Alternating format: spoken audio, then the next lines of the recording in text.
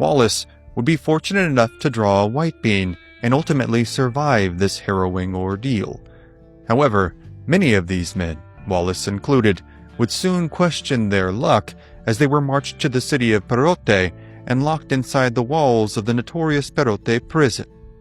Here, the cramped, filthy conditions spread sickness rapidly amongst the men, seeing 40 of them quickly succumb to various infectious diseases.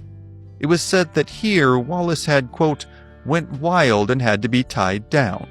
The imposing Texan had descended so far into a temporary madness that local villagers would come to view him as if he was part of some traveling sideshow. One account of this time recalls 2 daughters of wealthy local politicians being allowed into his room in order to view his condition up close. The women had heard the stories circulating about town of, quote, El Grande Americano Loco, as Wallace had come to be known, the prisoner who was so crazed that he destroyed any room he was kept in. What they found instead was a huddled, muttering shell of a man, with a bedsheet wrapped around his head and shoulders as if shielding his face. It would be nearly 2 weeks before he had recovered enough to work on the chain gangs again.